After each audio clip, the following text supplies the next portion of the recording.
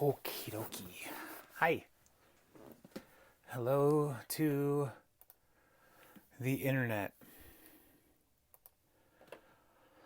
I am live and I am trying to get this thing started.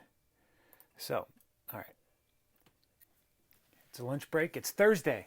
It's time for a lunch break. And last week I talked about apocalypse and how it's often associated with the end of the world. But really the idea and the meaning of the word is not destruction. It is to reveal, to pull back the curtain, to show to show truth. And so this morning, as I was thinking about what to do this time, hello, my wife is watching. Thank you for joining from lunch break. And also Randy Bryson, good to see you.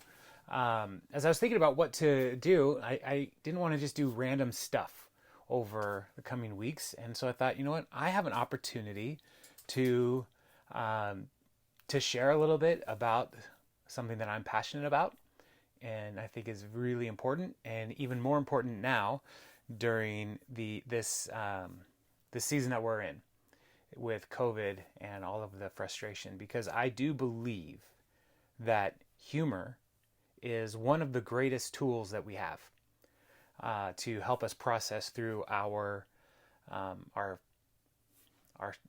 pain, our frustrations, even our suffering. Humor helps us to know how we can engage in a more healthy way, as well as to learn new things about ourselves, but also about the other people as they're sharing what they find humorous. It reveals a lot about us. And so let me give you a little bit of background. When I was going to get my master's degree at Northwest University, MA in theology and culture, I didn't really know what I wanted to study as I was getting started. But about a year into the program, it was a 3-year program, I knew I had to write a thesis, and I wanted to write on comedy, because I went to a comedy club to do an open mic with my friend Michael, and my first open mic went way better than I thought it was going to go, and so it was really fun. And there are some jokes that I told then that I probably would never tell again, because I was learning, and they weren't like well constructed jokes, but it was fun. It was just a fun time. But I also, that first night that I went to the open mic, I heard somebody telling jokes that were incredibly revealing about their own life and their own struggles, and also their sadness. And there's the idea of the sad clown, and I thought there was something there. And around the same time, there were all kinds of podcasts that were coming out with comedians, interviewing comedians, and so it was a great opportunity to learn about comedy, but then to go beyond just learning about comedy and saying, like, well, what can the church learn from comedy, and how can we start to apply the lessons from stand-up and comedians into our ministry, into the way we present the truth, but also into the way that we even consider ourselves and look at our own lives, and whether or not we take ourselves too seriously. Are we willing and able to laugh at our own weaknesses and our own foibles, which is a fun word to use when talking about comedy. And so while I'm doing this, I should probably just give a preface that I don't have a lot of jokes that we're going to go through as I'm talking about comedy. Sorry, but I do think that there are some things that are really important that we can learn. And so I started doing open mics and just kind of getting used to it, getting used to being up on the platform, working out jokes, trying to say the same thing multiple times without feeling bored of it. And part of the reason I even started doing that was because we were going to multiple services at our church. And so I was like, well, I don't want to get bored in as I'm preaching. And so how can I learn to say the same thing multiple times, keep it fresh? And so it was just good stagecraft, if that makes sense. So so I started doing open mics and started doing research around the same time that I was writing my thesis. Stephen Colbert was running for president, and he did this on his show, the old show, the Colbert Report. He did this as a way to reveal the brokenness of the political action committee system, PACs or super PACs, because there are campaign finance laws that limit the amounts of money that candidates can use in different markets and all that stuff. But the super PACs, they are not considered candidates. They are just organizations that can buy up as much airtime as they can. And so Colbert started a super PAC. And so in doing that, he was revealing some of the brokenness of our own system in the way we handle politics. And so I was like, oh, this is really interesting, and it's very informative, and it's funny. And so, so I did all of those, like that was all kind of part of the thesis as I was getting the groundwork going. And so my main thing with the thesis was the title, and I'm going to include a link in a Dropbox link for this in the comments later, but the title was Humor as a Prophetic Device. How does humor reveal truth? That was my thesis. And so I wanted to look at that and learn and grow. And so I did a lot of research on prophets and the evolution of prophets in Scripture. I did a lot of research on comedy and humor theory, and also the evolution of comedians and stand-up comedy in particular in America, and how that came up from the minstrel shows and vaudeville and into what we consider now modern day stand-up. And so that was through 2011 is when I was writing on that.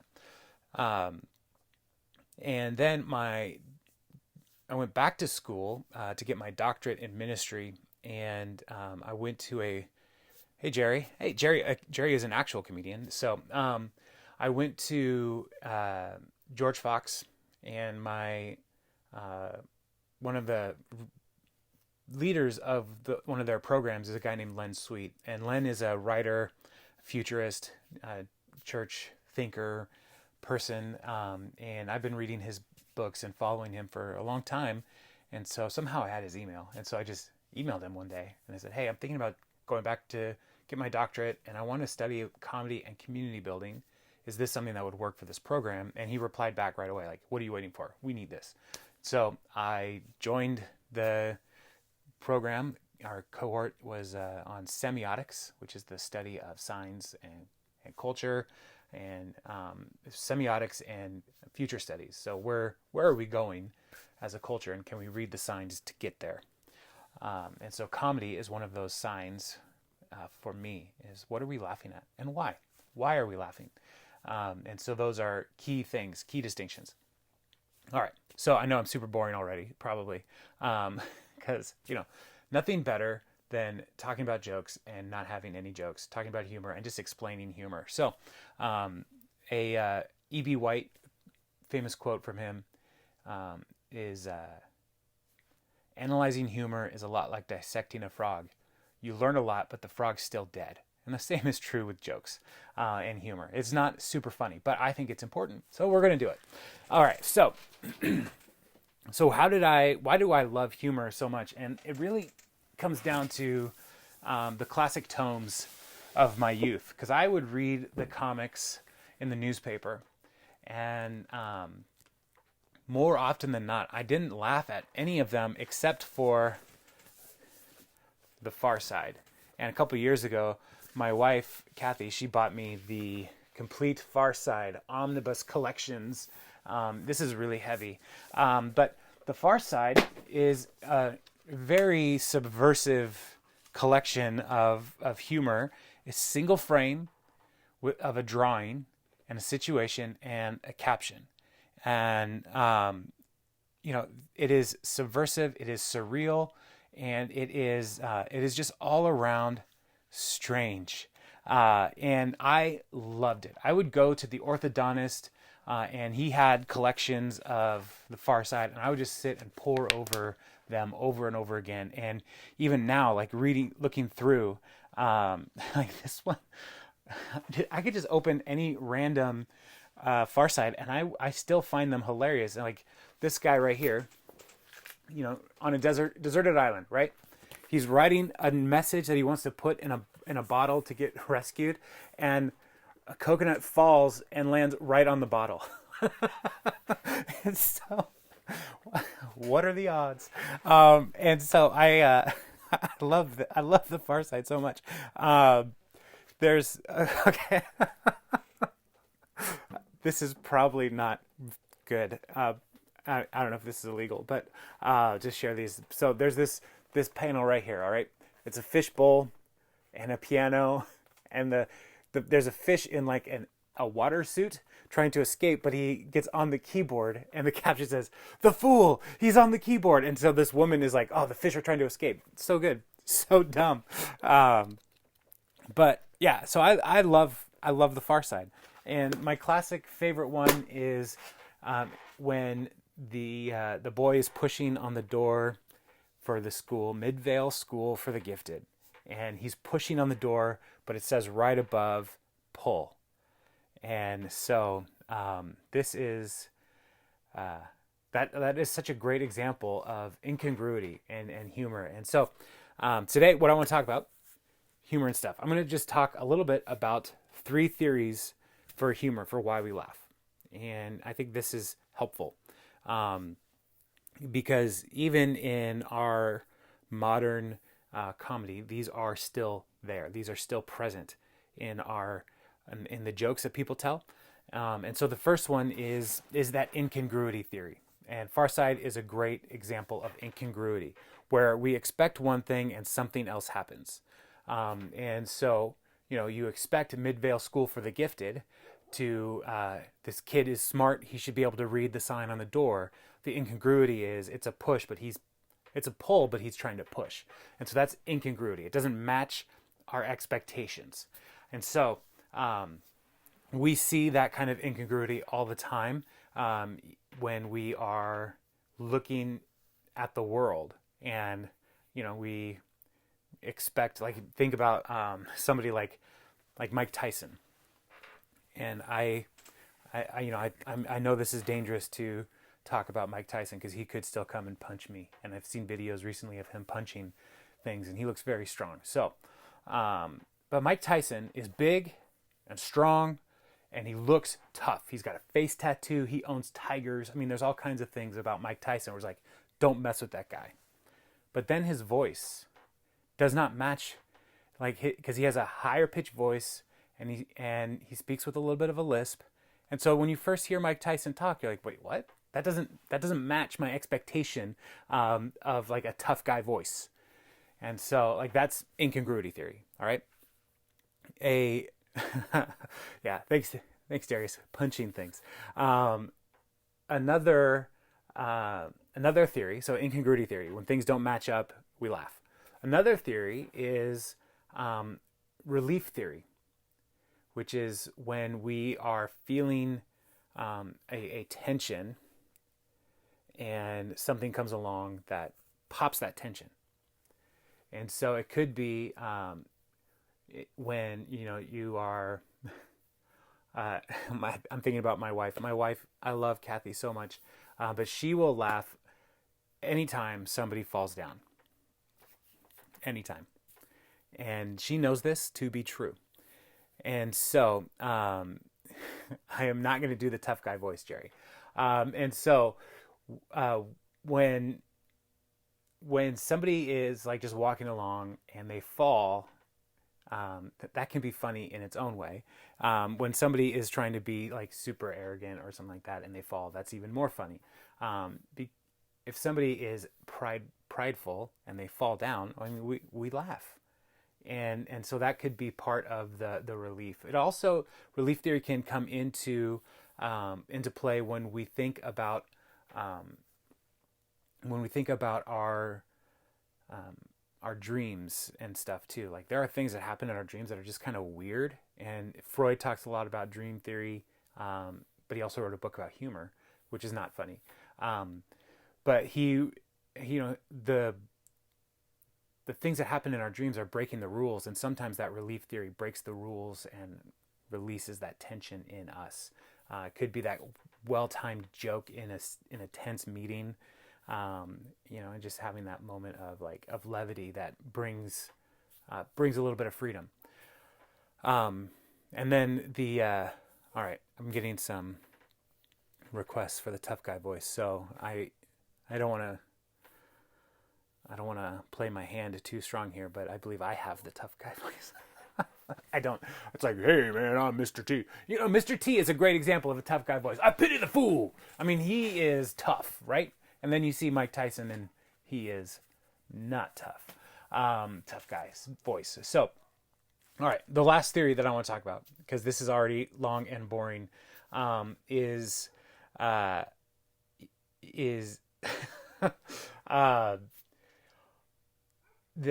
I talked about incongruity, talked about relief. The third one is superiority theory.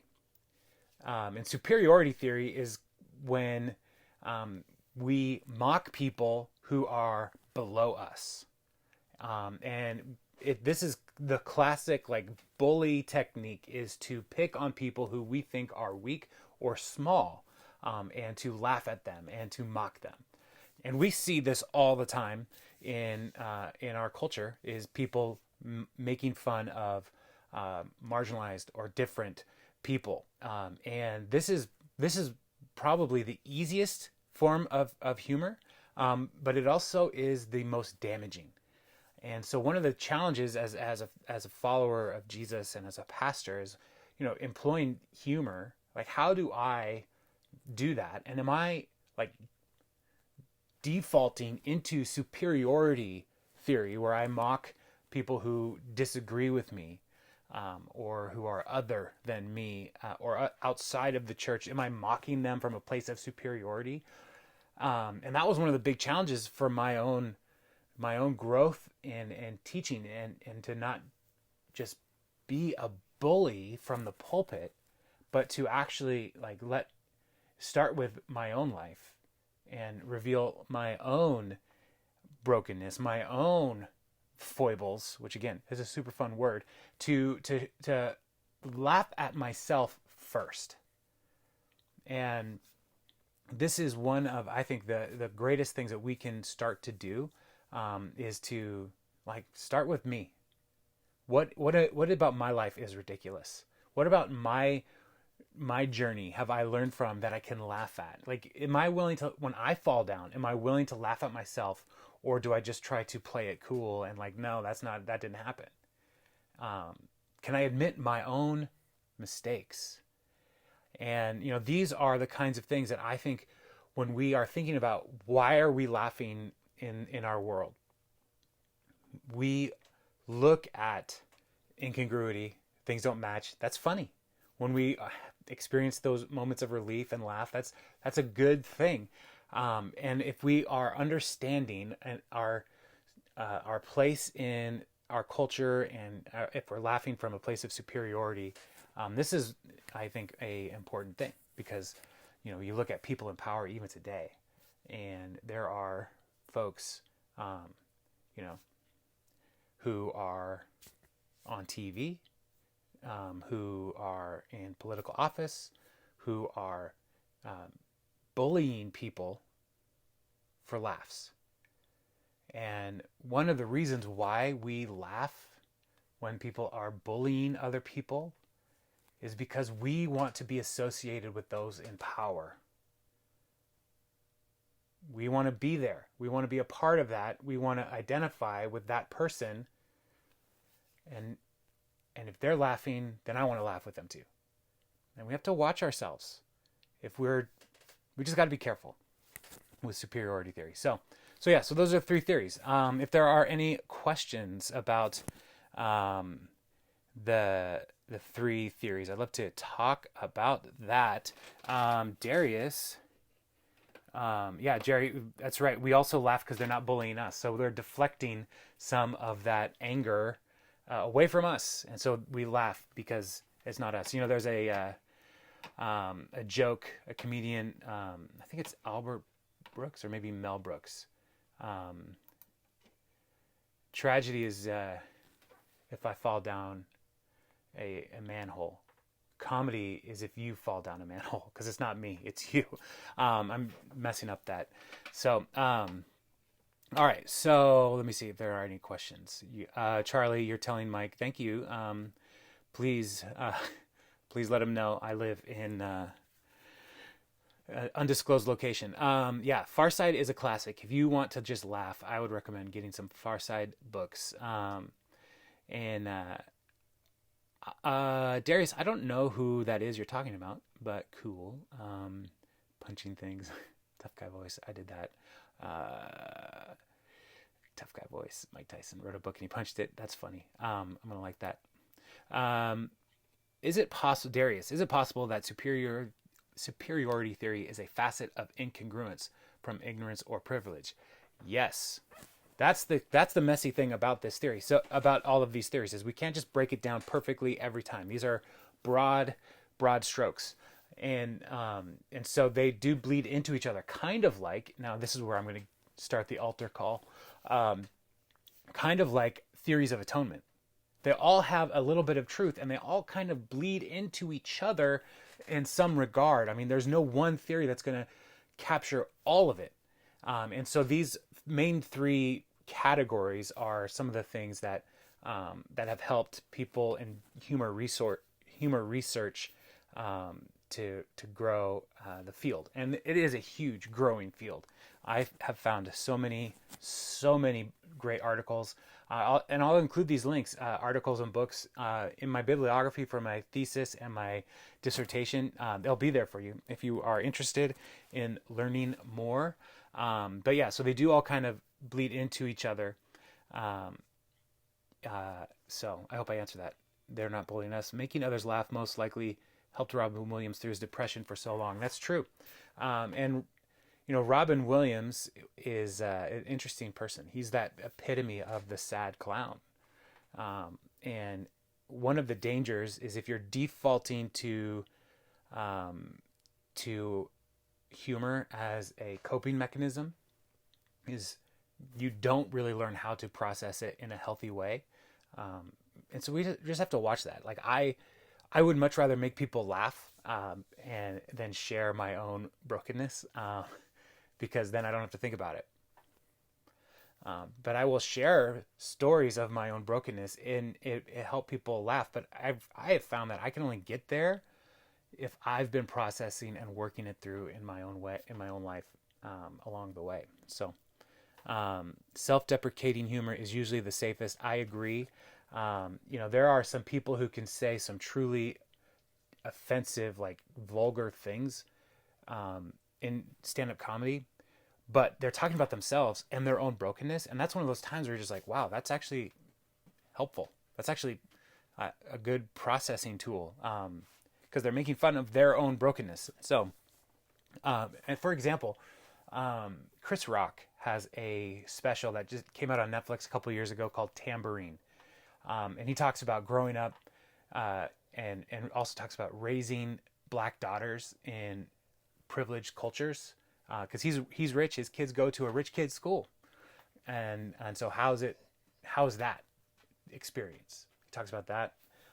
He talks about sometimes you need people to not be nice, and like bullies and stuff actually can help you get stronger. Different take, but the last half is talking about his own brokenness that led to his divorce, and it is heartbreaking and revelatory and funny. And the whole time he's not blaming his wife for anything. He's saying, this is my fault. This is my fault. And so it was just a very interesting and powerful display.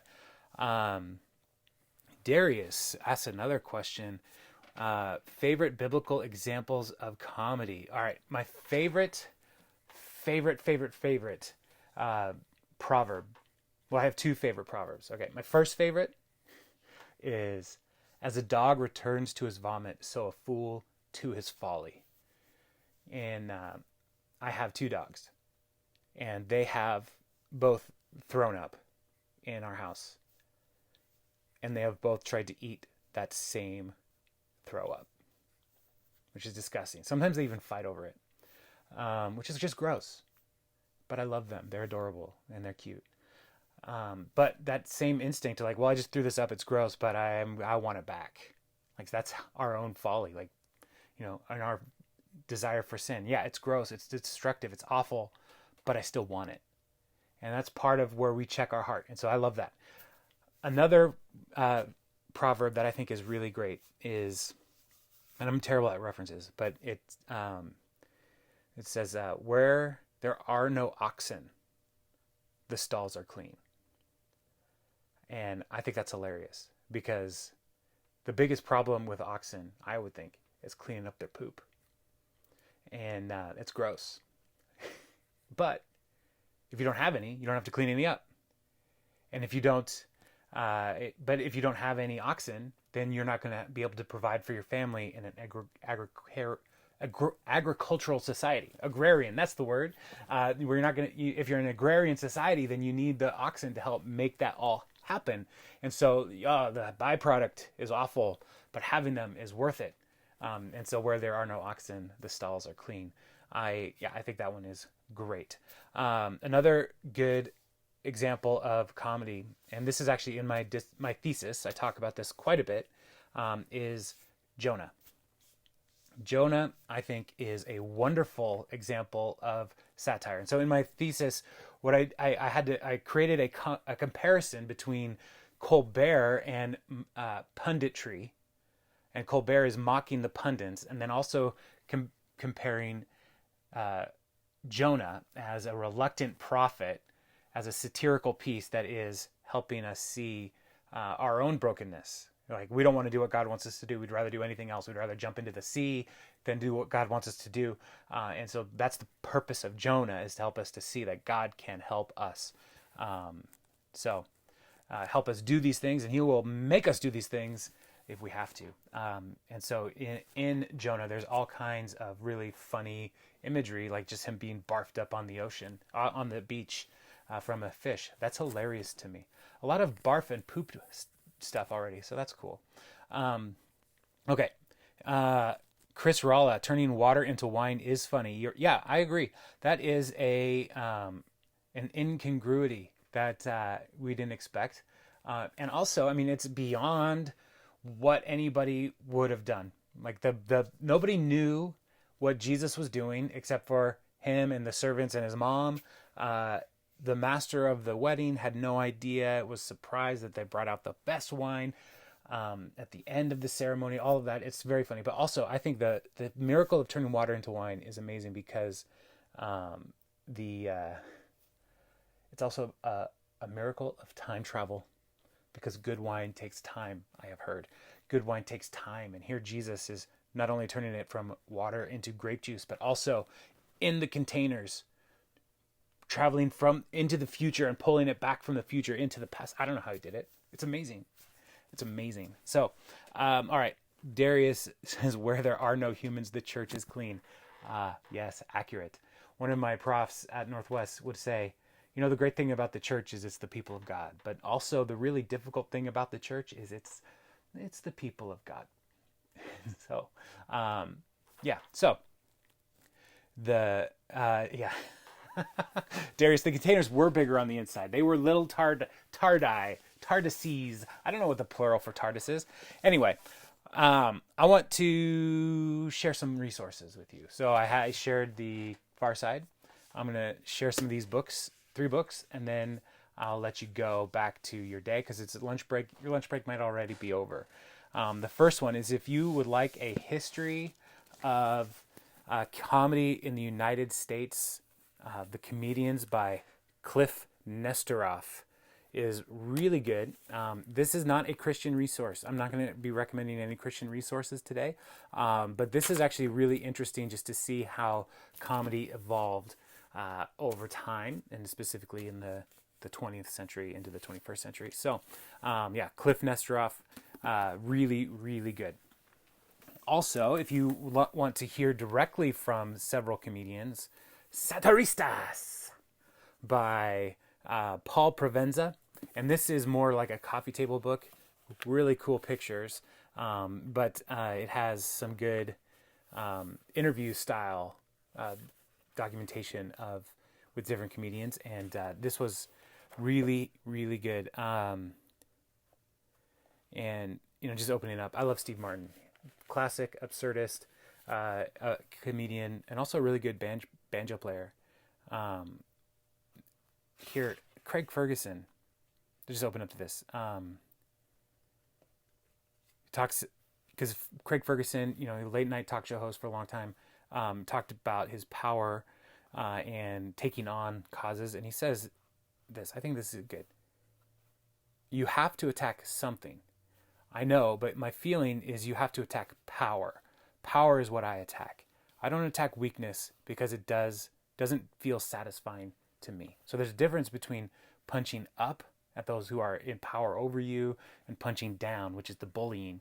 And so he's talking about punching out. I know that iconoclasm is what this thing, comedy, is meant to be. For me, at least, that's what I choose to become an American citizen.